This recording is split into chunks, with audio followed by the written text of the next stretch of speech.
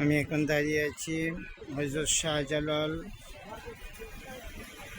আন্তর্জাতিক বিমানবন্দরে। এখানে যে আন্তর্জাতিক বিমানবন্দর থেকে শাহজালাল আন্তর্জাতিক বিমানবন্দর করা হলো, কিন্তু এরই মাঝে যে স্থানটা দেখা যাচ্ছে, এই স্থানটাতে শেখ মুজিবুর রহমানের একটি মুরাল ছিল, অনেক বড়। গত কয়েক বছর আগে আমরা এটা দেখেছি। এখানে জুলাই আন্দোলনের সময় এটাকে ভেঙে দেওয়া হয়। আর এই পাশে ওই যে বাংলাদেশের পতাকা বাহিত যে পিলারটি দাঁড়িয়ে আছে, এটার এই পাশেই ছিল এই মুরালটি। এখন দেখা যাচ্ছে যে বাংলাদেশের এই চিহ্নটা, এই চিহ্নটা এখন দেখা যাচ্ছে।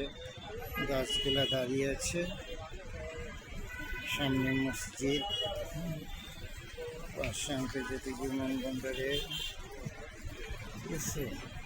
ওই পাশে টার্মিনাল 3, 3 এবং 4 ওই পাশে।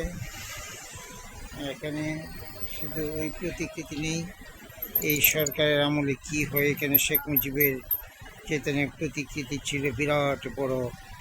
এখানে এই সরকারের আমলে কি হওয়ার ইচ্ছা আছে জানি না।